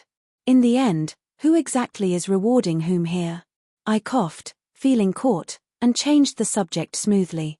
Zhong Wei managed that entire situation beautifully. I had only intended simple proportionate revenge on Chen Rui. I had not anticipated Zhong Wei being clever enough to specifically sell that jade object at a shop belonging to noble consort Shen's family, nor that Chen Jing would be pulled into the resulting storm. A genuinely unexpected extra benefit. Chen Yifan raised an eyebrow. You really carry a serious grudge toward Chen Jing. Of course, I said reasonably. I am not stupid. That day in the palace when they mocked you so publicly, Chen Rui was the cruder and louder of the two, but Chen Jing was clearly the one directing it. Chen Rui does not think carefully or far ahead. The real strategist between them is Chen Jing. He is the genuinely dangerous one. Then I moved closer to Chen Yifan and looked up at him with my brightest eyes. Am I smart, would you say? He cupped my face in one hand, looked at me for a measured moment, then kissed me warmly. Considerably smarter than Chen Jing could dream of being. After dinner that evening, with the snowfall outside growing heavier and the night quiet around us, I wrapped Chen Yifan warmly in furs and pushed his wheelchair to the courtyard to admire the plum blossoms. They bloomed even more brilliantly against the white, pink petals refusing to acknowledge the cold. The moonlight spread across everything evenly. The only sound was the soft continuous fall of snow. I was walking toward the plum tree to break off 2 branches when disaster arrived without any warning at all. An arrow came from somewhere in the darkness, aimed directly at my chest. I froze, watching it get closer, unable to make my body respond. A strong hand grabbed my arm and pulled me sharply sideways. The arrow passed close enough that I felt the displaced air across my cheek and buried itself deep in the snow directly behind where I had been standing. I fell into warm arms. Chen Yifan was standing upright in the courtyard snow, completely steady on both feet, holding me against his chest. He was looking down at me with an expression I had never seen on his face before, something fierce and frightened in equal measure. Lian Hua, go inside now. Move quickly. Before he finished speaking, the courtyard gate crashed open and black-clad figures poured in. Our armored guard engaged them immediately. In the confusion, I saw Xiaoxing breaking from the group with a drawn sword aimed at us, and then Chen Yifan intercepted her with a speed and precision that made my throat close. "Ninth Prince," she called out, her voice raw. "Do you even know what she really is? Do you know who you are actually protecting?" But before she could finish her sentence, before whatever truth she intended to reveal could reach the open air, Chen Yifan's blade swept across her throat in one clean motion. Red spread across the white snow with terrible vividness. Chen Yifan turned to look back at me, his pale face spattered with blood, his eyes like cold stars, strangely and terribly beautiful in this moment. "Kill them all," he said to the troops surrounding us, his voice quiet and completely without warmth. "Not one left." Then he walked through the blood-stained snow toward me step by deliberate step. I was frightened, deeply and genuinely frightened, but I did not run. I stood my ground and glared at him through tears that I could not stop. "Chen Yifan," I said, my voice cracking, "you lied to me. You let me search every physician in this city thinking I was racing against your death. You let me be afraid every single day. You let me believe we were running out of time and you said nothing." Before I could finish, he was already reaching for me, and I was already in his arms, caught before I could decide whether I wanted to be held or to run. He carried me inside, kicked the door closed, and set me on the couch. He braced himself over me, his face close to mine, his expression cracked open in a way I had never seen on him before. "I am sorry," he said, his voice rough. "This is entirely my fault." I had actually begun to calm down slightly. Then he apologized and I felt worse than before. When I came back to myself, I had already grabbed his collar and bitten firmly into his chin. He made a soft sound of pain but did not pull away, just held my waist with both hands and kept me close. "You watched me be afraid every day," I said against his skin, my voice muffled and shaking. "You watched me drag Su Qing and Mai Lin to every physician in the capital. Were you laughing privately at how completely foolish I was? When I said we would live and die together, was that a joke to you?" "I was not laughing," he said, with more urgency than I had ever heard from him. This was the first time I had ever seen Chen Yifan genuinely rattled, his composure stripped away entirely. "Lian Hua, listen to me. Liu Yang and Xiao Xing were both stationed right at your side from the beginning. I could not risk them knowing the truth before I had them removed. After I moved them away, I intended to tell you immediately. But Chen Jing had begun stationing watchers outside the mansion walls, and I could not be certain anything said inside would not reach him somehow. I could not risk your safety."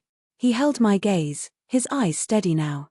"The day Liu Yang broke into my study and found the southeastern military deployment map, everything accelerated. The maps are proof of what I have been planning and they had to be destroyed immediately once she had seen them." I was confused. "How did Liu Yang even know the secret room in your study existed?" Chen Yifan was quiet for a moment. Then I understood without him saying anything. I had been the one who revealed it, indirectly. Early in our marriage I had pushed into his study uninvited, trying to flirt with him and seduce him into at least a conversation. He teased me about it and then, seeing me become genuinely upset, opened the secret room to show me a beautiful jade bottle he wanted to give me as a peace offering. I had learned exactly where the hidden mechanism was. Liu Yang, who had been watching my movements, had been standing close enough to observe everything. After Liu Yang died, I said she had taken suddenly ill. But Xiao Xing was her partner and knew the real story. So she aligned herself with Chen Jing and tonight they brought assassins together in an attempt to force matters. I took a careful breath. Then you also know why I was sent here originally. You know I came to gather intelligence and report back to Eldoria. Chen Yifan smiled faintly. I know the Eldoria Emperor wants information he can use to justify resuming military action. That is why you were placed here. He still spoke of the Eldoria Emperor as your emperor, as though I were genuinely Princess Shen Mingzhu. Perhaps after everything, he still did not know the complete truth about me. I felt a wave of relief followed immediately by guilt. I had absolutely no right to be angry at Chen Yifan for his deceptions when I was still withholding the most fundamental one of all. I thought for a moment, and then something that had been sitting at the edge of my understanding sharpened. If all your supposed illness was performed deception, and divine physician Wu helped you perform it, then why was there a real southeastern military deployment map sitting inside your private study at all? That is not a document a man recovering quietly in disgrace would need to possess. The air in the room changed quality. I felt it. I shrank back slightly. Did I just stumble onto something I was not supposed to know? Are you going to need to silence me now after all? Chen Yifan laughed, but it had an edge to it. You and I have promised to live and die as one. If I killed you, who would I have left worth anything? He sat back slowly. What I am about to tell you has been 3 years in the careful making. The rumors about my ambitions are not wrong. I intend to take the throne. I was surprised but not shocked. If I had lived his life, with the emperor I was not truly born to despising me openly, with brothers scheming to finish what the battlefield had started, I would want the same thing. He sighed and rested his head against my shoulder. I am not actually his son. I am the son of the late eldest princess, his older sister. He had her husband killed through carefully arranged circumstance. My mother died protecting me from the consequences of that. He has attempted to have me killed on 3 separate occasions since then. His voice carried something old and hollowed out. Light from the lamp reached his eyes and showed me coldness and fragility existing together in a way that made my chest ache. Then it hit me with sudden cold clarity. Your legs. The ambush on the battlefield was not random enemy action. It was arranged. He nodded, just barely. I did not lie to you about the injury itself. I was genuinely thrown from my horse in that battle and the meridians in my legs were severed in the fall. Someone had ensured the fall would happen and that help would be slow in arriving. It was Zhong Wei who found divine physician Wu in time. The physician made specialized medicine and had me soak in medicinal treatments every day for months while secretly reconnecting the meridians one by one. After half a year I could walk again. But absolutely no one outside Zhong Wei and the physician could know that. He spoke of it as calmly as one might describe a journey taken some years ago. But I heard every danger and near-death moment compressed inside the simple words. I put my arms around him and held on. Lian Hua, hiding all of this from you was wrong. You can be angry at me. You can hit me and refuse to speak to me for a week. You can do anything you need to do. Just do not leave me. Do not stop choosing me. His voice was almost breaking at the edges. All right, I said against his shoulder. I am not leaving. But you must promise me right now that there will be no more lies between us about anything. Nothing hidden, nothing I have to discover through someone else. We face all of it together. Whatever comes next. He was quiet for a moment. I promise, he said. Outside, the wind had picked up, driving snow hard against the windows, bending the smaller trees in the courtyard. Inside, the brazier burned steadily and incense turned the air sweet. I slowly removed his wet blood-stained outer robes, then his inner robe, checking carefully for injuries. You have always been the one deciding what I do and do not know, I said as I worked. Every time before now I was the one left exhausted while you arranged everything from your comfortable wheelchair. I looked at him directly. From now on it is your turn to do the work around here. Chen Yifan laughed, a real warm sound, and kissed my forehead, then my nose. Yes, madam. From now on I serve my lady properly. That is a sworn promise. Later, over subsequent days of careful conversation, Chen Yifan explained the complete picture to me. Divine physician Wu had indeed been his real father's trusted friend. His return to the capital was entirely at Chen Yifan's quiet invitation, and not to treat Chen Yifan at all.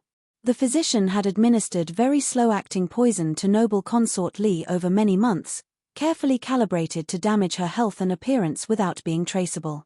This removed the 10th prince's most significant source of palace influence and protection. The previous imperial physicians who had examined Chen Yifan and reported his imminent death were either suborned directly with significant money or deceived by false records and carefully performed symptoms. Even the imperial palace physicians had been successfully fooled. That day I took you to see divine physician Wu and we encountered Chen Rui, Chen Yifan continued, his voice calm and analytical. His subsequent rage at the jewelry shop, the resulting imperial anger, Chen Jing's political losses. Even if you had not provoked Chen Rui so effectively with the hairpin, I would have arranged something similar through other means. But you handled it with a natural instinct that I genuinely had not anticipated. His smile was warm and real. My lady is considerably sharper than I initially assessed. I was stunned for a second, then realized he was saying he had initially underestimated me. Chen Yifan. You basically called me slow-witted at the beginning. He pulled me back down before I could stand up fully, settled me on the bed, and drew the curtains around us both. If I sleep alone as punishment, you will have to compensate me substantially during tomorrow's daylight hours instead. Since the truth about his legs had come out, the balance between us had shifted considerably. He was no longer performing helplessness. I found I preferred this version strongly, though I was not prepared to tell him so directly. 7 days before the New Year festival, Zhong Wei returned from the southeast. Su Qing heard his arrival before anyone announced it and was out the door before I had time to think. When I pushed Chen Yifan's wheelchair to the front courtyard, the two of them were already standing very close together in a way that made Zhong Wei's general emotional reserve seem like a very distant memory. Chen Yifan observed this quietly. Zhong Wei has grown up, he said, with the tone of a father watching a son's wedding from a slightly premature distance. Zhong Wei heard him and separated from Su Qing with immediate formality, dropping to his knees. 9th Prince. I have returned. All missions completed successfully. Chen Yifan looked at him with mild eyes. Come to the study when you are ready to report. Not until the evening lamps were lit did Zhong Wei finally come to find Su Qing. Chen Yifan and I ate dinner together in comfortable near silence. As he was serving me the last portion of soup, a formal announcement pierced the evening from outside the gates. An imperial edict had arrived. The edict demanded our attendance at the palace New Year's Eve banquet in 3 days. The language left no room for declining. I lay awake in the dark that night trying to work out what the emperor intended. He had ignored Chen Yifan's existence at every previous court function for years. Why include us now, specifically now, when Chen Yifan was supposedly about to die? Was it to publicly humiliate us one final time? To poison the food or the wine? To manufacture some pretext for something worse? I talked through every possibility until Chen Yifan ran out of patience, turned toward me, and stopped my words with his mouth. I tried briefly to continue making my point. He was not interested in the point. I would rather not waste this particular evening on disaster planning, he said eventually, when we were both breathing harder. Trust me. I am handling everything. Looking at his face in the dim light, half in shadow, I believed him in some fundamental way even though I could not have said precisely why. His expression held something like the stillness before a strategy reaches its conclusion. On New Year's Eve I wore the purple silk dress that had been newly made for the occasion, with the white fox fur cloak over it, and every significant piece of gold jewelry I owned in my hair and at my ears and wrists. Chen Yifan watched me prepare and said, "That is quite an amount of ornamentation." I glared at him. He added, "Beautifully chosen ornamentation, naturally." He was learning. The palace banquet hall was warm with lanterns and crowded with officials and princes and their wives. From the moment we sat down I could feel something different in the air, a tension with a specific directional charge to it. I found Chen Rui and Chen Jing quickly. They were watching us with a quality of anticipation that settled cold in my stomach. After 3 rounds of ritual wine, Chen Rui stood up from his seat and moved to the center of the hall. "Father Emperor, your son has an urgent matter to present."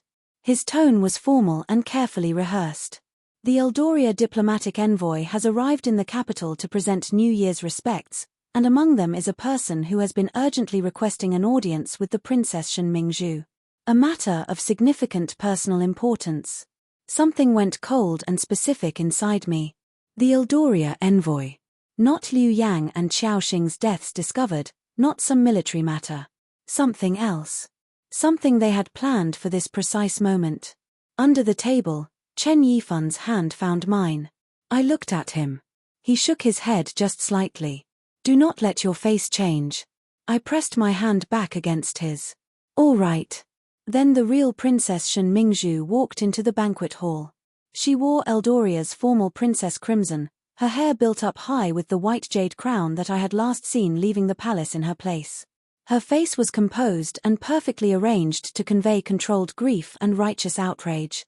She looked at me from across the hall with eyes that were familiar and completely foreign at the same time, 8 parts identical to mine in structure and coloring, but carrying nothing of what I felt inside my own. The whispers started immediately. The comparison was impossible to avoid. Every eye in the hall moved between us, measuring, calculating, reaching conclusions. I let go of Chen Yifan's hand very slowly. Princess Shen Mingzhu knelt in the center of the hall in a position designed to be seen clearly from every angle. Tears appeared precisely at the right moment. This woman, she said, her voice measured and carrying, is named Lian Hua. She is a common brothel woman who possesses a face similar enough to mine to be passed as identical. During the journey from Eldoria for the political marriage, she and her accomplices drugged me and switched our places while I was incapacitated. She then had a lotus flower tattooed on her chest in an imitation of my birthmark, and entered These's imperial palace in my name, married into this imperial household under false pretenses, and has been living under my identity ever since. She paused for effect, letting the weight of it settle. When I later recovered from the drugging and the attack her accomplices made on my person to keep me silent, I required many months of medical recovery before I was well enough to travel. This is why I arrive only now to seek the justice that is long overdue. She turned and looked directly at me, each word deliberate and clear. You were born in a pleasure house. That is your original station, and it remains your true identity regardless of what you have dressed yourself in. Why did you ever believe you deserved anything different? A single tear traced a path down her perfect cheek at exactly the right moment. I looked at her and felt a strange distance from the scene, as though I were watching it from somewhere slightly removed. I remembered her blade against my face. I remembered the stone slab and the hot iron and the full day and night that followed. I remembered her exact words, "How does lowly scum like you deserve to share my face?" And now she was the victim, wronged and dignified, and I was the scheming, ambitious imposter. Chen Jing spoke from across the table, his contempt fully on display. You switched identities through deceit and lived among us disguised as royalty. It turns out you were simply a brothel woman after all, hungry for wealth and position you had no claim to. The white fox fur cloak, the purple dress, the gold in my hair, all of it felt suddenly like a costume I had borrowed from someone else's life without permission. I raised my head and looked at Chen Jing with every bit of composure I had left. So what if that is exactly what I am? The second prince does as he pleases. The 10th prince acts without consequence. But when I do exactly what you both do, I become shameless and low. Then by that same measure, what does that make you? The imperial family that produces the both of you? Chen Jing's expression went tight and ugly. The emperor on his throne finally spoke, with the finality of a gate closing. Imperial guards.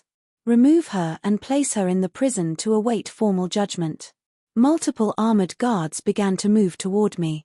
Who touches her? Chen Yifan's voice cut across the entire hall, quiet and absolute. I looked over at him. He held his wine cup without any change in his relaxed posture, but his eyes as they moved across the guards were something entirely different from relaxed. The emperor looked at his 9th son with an expression that had passed through surprise on its way to something harder.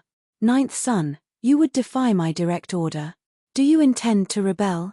I found Chen Yifan's eyes and shook my head, small and clear. Do not, I told him without speaking. He was genuinely good. He had always been genuinely good beneath all the careful strategy, and I had been deceiving him from the very beginning. What I had taken was never mine to keep. What does not belong to you must eventually go back to its rightful place. I kept my voice steady through whatever effort that required and surrendered myself to the Imperial Guards without resistance, at least preserving that much.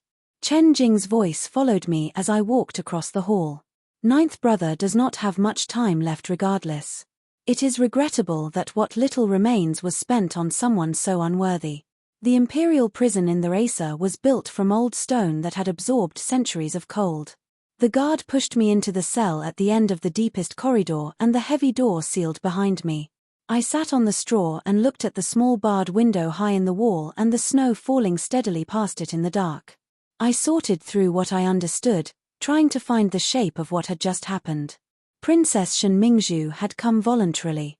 She had coordinated with Chen Jing and Chen Rui well ahead of tonight, which meant the plan had been in motion for weeks at minimum. But imprisoning me had done nothing concrete to Chen Yifan himself. So what was the actual goal? What came next in their plan that required me to be here, specifically, in this cell? The wine I had drunk at the banquet finally made my thoughts slow and circular. I curled into the warmth of the fox fur cloak and eventually lost the thread of my own analysis somewhere in the dark. I woke to the sound of something that had once been distant and was now very close, metal on metal and then silence, and then more silence of a quality that meant the fighting was finished. I sat up, gripping the hairpin I had kept in my hand while I slept, and watched the cell door. A key in the lock. The sound of it turning.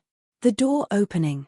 Chen Yifan stood in the light from the corridor, his sword in his right hand still wet, his face and clothing carrying evidence of what the past several hours had contained. He was breathing hard. He was also standing on his own 2 feet in front of everyone in this prison who could see him, and he was looking at me with an expression that made my chest hurt. "Lian Hua," he said. "You do not need to be afraid anymore. Come home." I stood up from the straw. I walked toward him. I reached out to embrace him and found only the wet of blood on his robes. He enclosed me in his arms anyway, his chin on my shoulder, breathing carefully. "Do not be afraid," he said again. "The blood is theirs. We are going home right now." Before I left I bent down and picked up the gold hairpin that had fallen from my hair at some point in the night. I would not leave it there. The full picture came together for me over the following days, explained in pieces as Chen Yifan's wounds were dressed and his energy returned. He had accelerated the entire plan by a full month to come for me, which meant executing an operation in 30 days that had been designed to take 60. Inevitably there had been exposed seams. He had taken 2 significant injuries from Chen Jing's resistance but nothing immediately life-threatening. The troops Zhongwei had been spending months quietly moving into the capital, disguised as merchants and tradespeople in small groups that would not attract attention, had coordinated with Lin Feng's inside knowledge of the palace layout to occupy the critical positions within a single night. The emperor died before morning. He spent his last coherent minutes cursing his 9th son as a traitor and a bastard son without legitimate claim to anything. Chen Yifan leaned against my shoulder and said, with something that was not quite amusement and not quite sadness, that the emperor had not understood what he was dealing with. Half the military leadership in court had pledged to Chen Yifan privately over the past 3 years. The civil officials, when presented with the prospect of expanded territory and restored national standing, had proven less inflexibly loyal to the old order than the emperor had assumed. He never truly understood what kind of person he had spent years trying to destroy. His eyes in that moment were lit from somewhere deep inside them, bright and exhausted and more alive than I had ever seen them. I finished wrapping the last bandage and held his hand and said quietly, "Chen Yifan, you should leave me now. You have what you came for. What you have built is real and it deserves someone real beside it. Not me." He looked at me for a long moment. "Status?" he finally said, with a specific quality of coldness I recognized from the few times I had ever actually frightened him. "Tell me exactly what I am at this moment."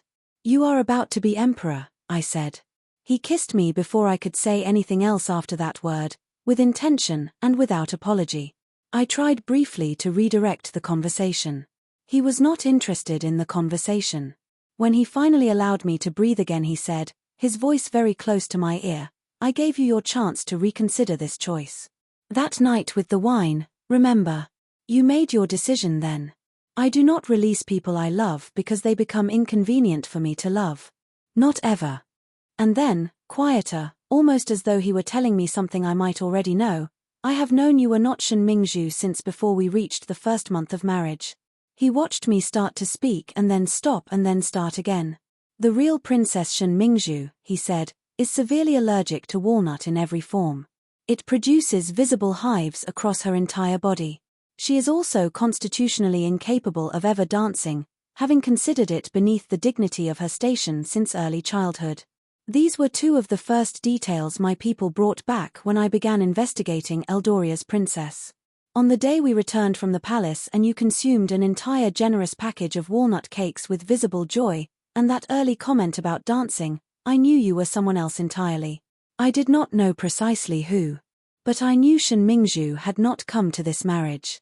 I pressed my hands over his mouth. He pulled them gently away and looked at me with the expression I now understood was the one he wore when he was most honestly himself, warm and sharp and faintly amused. You should know, he added, that it did not matter to me then and it does not matter to me now. What I know is the person I have spent this year with. What I love is her. By any name she chooses to use. I did not have the words for what that did to me, so I said nothing for a while. Just held his hand and let it be true. Some days later, when he was well enough to walk steadily, Chen Yifan took me back to the prison. The real Princess Shen Mingzhu had been placed in the cell I had spent that night in. She rushed to the bars when she heard us coming and gripped them with both hands. Her composure had frayed considerably in the intervening days. Her hair was disordered and her clothing wrinkled and her eyes were very bright. You, she said to me, with all the old contempt resurfacing despite her situation.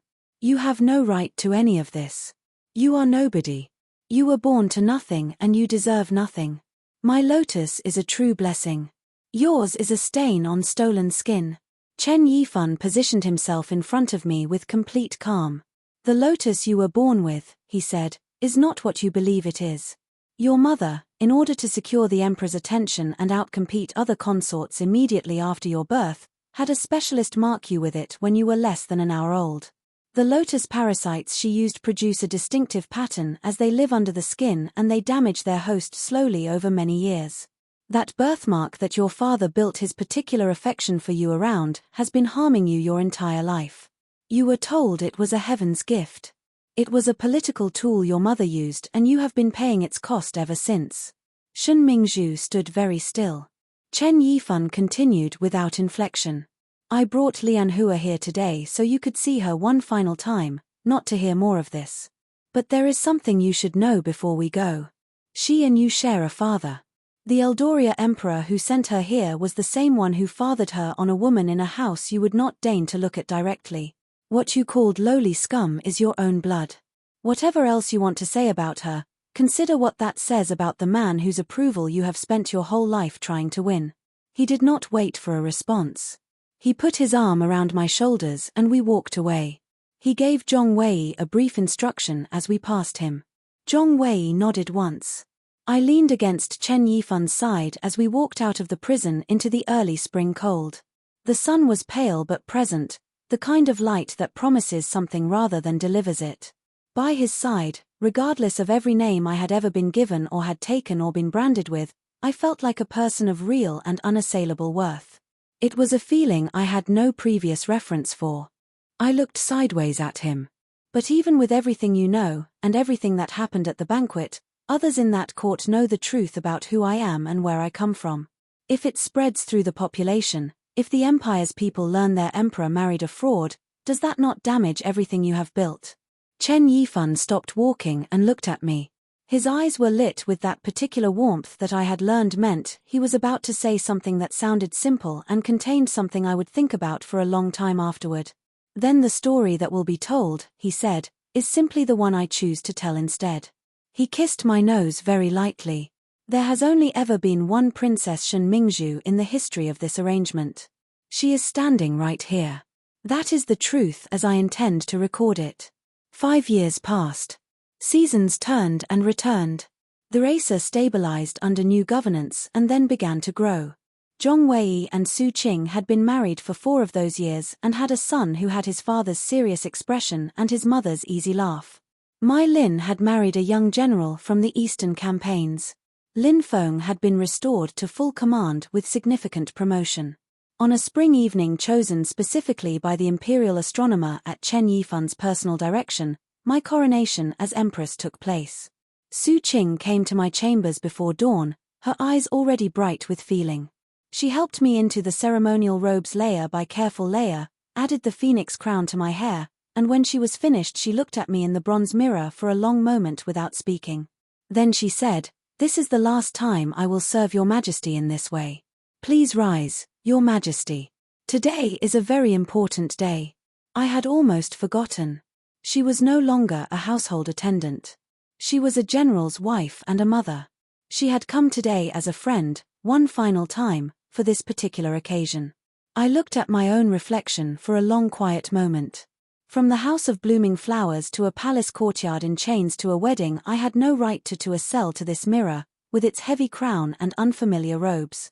My first 20-some years felt less like a life I had lived and more like a story someone had told me about a person I was surprised to recognize as myself. Chen Yifan was waiting at the base of the high platform. He offered me his arm when I reached him and we walked up together. The steps were steep and the crown was heavy and the tassels moved against my face with every step like small brushes of warmth. He tilted his head toward mine as we walked and said very quietly, "Only for me, Lian Hua, do not be nervous. Everything that is about to be placed on your head is something you have already earned. Every piece of it." I took a breath all the way down and held his arm more firmly and kept walking. We passed through the final threshold and stood together at the top of the platform, the capital spread out below us in the last golden light of the day, fire clouds intertwining across the entire horizon. The phoenix crown tassels brushed my cheeks, light as breath, like the way Chen Yifan had kissed me the night before in the dark, soft and deliberate and full of the particular tenderness that comes from choosing someone completely. Lian Hua's story is not a story about where someone comes from. It is a story about what a person does with the life they find themselves living. She was born in a place that told her she had no value beyond her face and her usefulness to others. She was marked and used and sent to a foreign land as a disposable substitute. And in that foreign land she found a man who looked at her and saw the actual person looking back, and chose her for that reason. Chen Yifan's story is not a story about power or strategy, though it contains both.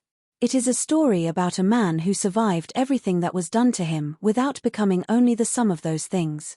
Both of them chose vulnerability over self-protection, and honesty over the safer, comfortable lie. That choice is what made them capable of the life they built. Thank you so much for listening to this tale here on Lotus Tale Studios. If this story moved you, if it made you root for Lian Hua or hold your breath during the banquet scene or smile when Chen Yifan admitted he knew about the walnut cakes, please hit the like button right now and tell me your favorite moment in the comments below. Every comment genuinely means something and I read them all. Subscribe to Lotus Tale Studios and turn on the notification bell so you never miss the next story. Until then, may your own story surprise you in the best possible way.